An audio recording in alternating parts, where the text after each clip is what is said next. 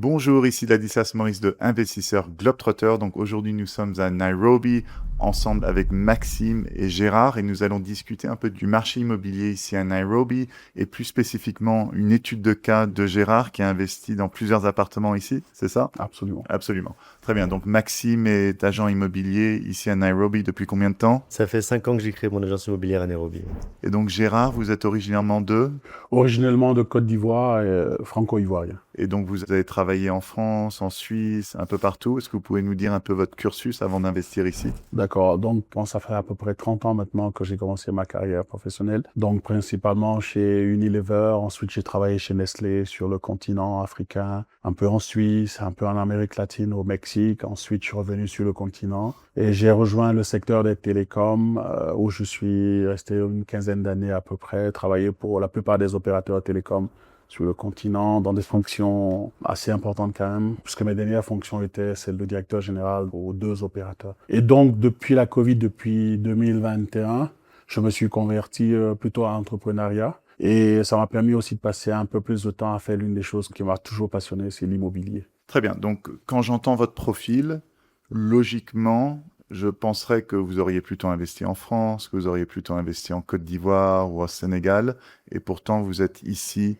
à Nairobi, en Afrique de l'Est, en tant que francophone. Donc pourquoi est-ce que vous avez choisi d'investir ici spécifiquement? La première raison, c'est que pour les raisons professionnelles, je me suis retrouvé au Kenya ici. J'ai appris à aimer le pays d'abord, pour commencer. Et ensuite, avec mon épouse, on a différentes expériences d'investissement. On a quelques investissements en France, dans d'autres endroits. Et on s'est rendu compte, la première chose qui nous a attirés dans le marché kenyan, c'est la facilité et la structuration qu'il y a dans le marché.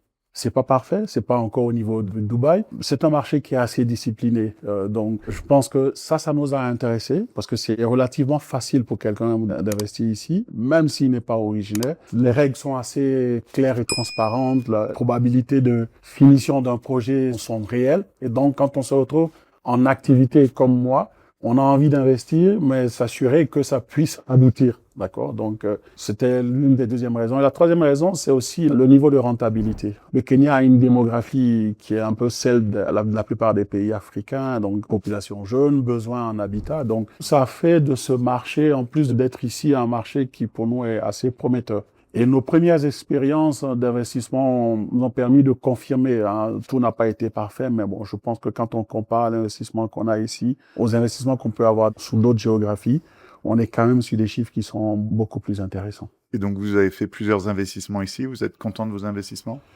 Globalement, oui. On a une autre courbe d'apprentissage, comme tout le monde. Je pense que quand on rentre dans l'immobilier, beaucoup de personnes, y compris nous, y rentrent par passion, donc avec beaucoup d'émotions. Et puis on apprend que c'est un marché, avec des règles, avec une rentabilité qui s'impose.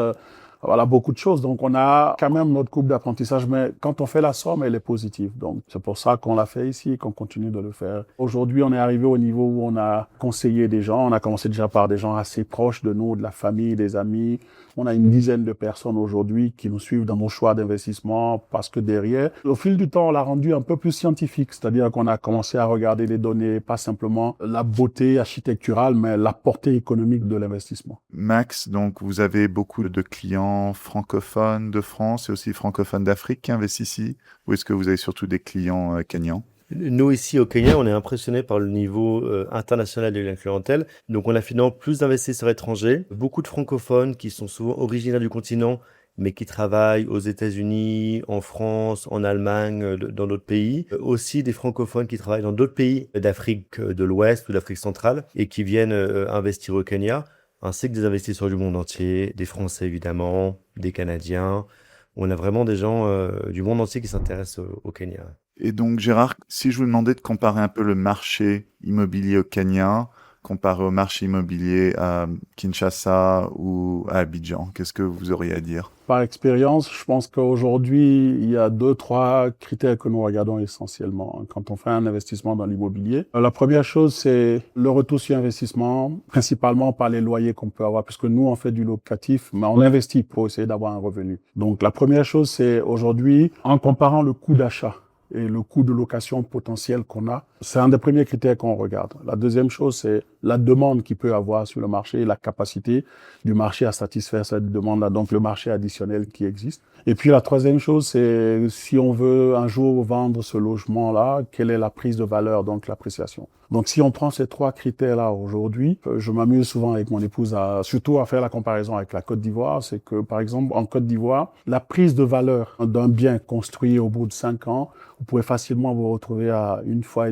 voire 2 fois la valeur initiale à laquelle vous avez acquise ou bien si vous avez construit. Par contre, les loyers vont être beaucoup plus modérés.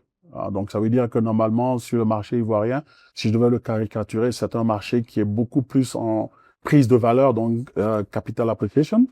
Et si on regarde au niveau du Kenya, ce qui est assez intéressant pour nous et qu'on n'a pas forcément en Côte d'Ivoire, c'est qu'on peut se retrouver avec des loyers qui sont beaucoup plus intéressants, surtout si on fait un bon choix d'un projet immobilier. Donc, parce que ici, c'est au Kenya, on retrouve l'une des plus fortes communautés d'expatriés en Afrique, avec l'UN, avec toutes les structures qui sont là, qui représentent un marché potentiel qu'on n'a pas forcément dans d'autres marchés. Et c'est ceux-là qui peuvent, avec le tissu des entreprises qui peuvent constituer cette clientèle qui a la capacité de payer un certain niveau de loyer.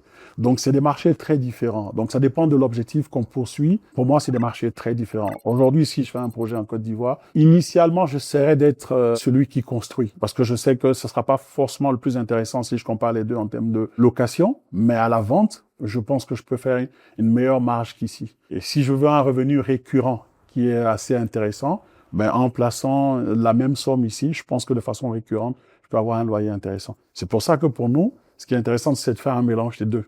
Voilà, pour répondre à des besoins aussi bien immédiats que des besoins sur le terme. Les prix au mètre carré sont quand même bien moins chers à Nairobi comparé à Abidjan, non? Absolument. Et ça, c'est typique de la valorisation qu'on peut donner aux biens sur le terme. C'est-à-dire que quand vous dites le prix au mètre carré, ça va prendre très vite la valeur. On a des terrains qu'on a achetés en Côte d'Ivoire qui ont plus que doublé de valeur en moins de 5 ans. Mais par exemple, ces terrains bâtis, si vous voulez un revenu récurrent, je pense que la moyenne des loyers est beaucoup plus basse qu'on pourrait avoir ici. Donc, c'est vraiment un mélange des deux qui donne un portefeuille équilibré. Vous savez, en investissement, ce qui est important, c'est la diversification. Il faut se diversifier. Voilà. Donc, pour nous, c'est les deux à la fois, avec des objectifs précis quand on investit dans l'un comme dans l'autre. Et Max, en termes de vos clients, est-ce qu'ils recherchent plus les plus-values ou la rentabilité ici? On a plutôt des investisseurs qui viennent ici pour la rentabilité, qui sont capables de mobiliser un peu d'épargne, mais qui veulent maintenant pouvoir avoir des revenus passifs de leur épargne. On a aussi beaucoup de clients qui ont des appartements dans le monde, en Europe par exemple, avec des prêts, mais tout l'argent part à la banque, donc il n'y a rien qui puisse se mettre dans leur poche. Ils liquident, ils prennent leur plus-value, ils l'investissent ici au Kenya, et maintenant ils peuvent commencer dès le début à avoir un revenu récurrent tous les mois. Non, je pense que ce que Max dit est très intéressant. Si l'objectif c'est de la substitution de l'investissement pour avoir derrière un récurrent qui soit plus intéressant, le Kenya est un très bon marché pour le faire. Après, si on cherche vraiment un genre de store of value, un genre d'endroit où on pourrait poser de l'argent qui prendrait de la valeur au bout d'un certain temps, pour revenir aux deux exemples de la Côte d'Ivoire, je pense que la Côte d'Ivoire a plus ce potentiel-là qu'ici, à cause du fait que le marché ici est plus dynamique. Donc, vous n'allez pas forcément avoir cette rareté que vous aurez en Côte d'Ivoire. Donc, j'ai écrit tout un article sur le marché immobilier ici à Nairobi, les quartiers qui sont intéressants, les quartiers à éviter, ce qu'il faut savoir avant d'investir. Il y a un lien en dessous. Et si vous cherchez à investir ici dans l'immobilier à Nairobi, n'hésitez pas à contacter Max. Il y a un lien en dessous dans la description. Max, merci beaucoup. Gérard, Merci. N'oubliez pas de télécharger mon e-book gratuit 12 erreurs à éviter lorsque l'on investit dans l'immobilier international que vous trouverez sur mon site qui contient aussi de nombreux articles sur l'immobilier et l'expatriation. À bientôt.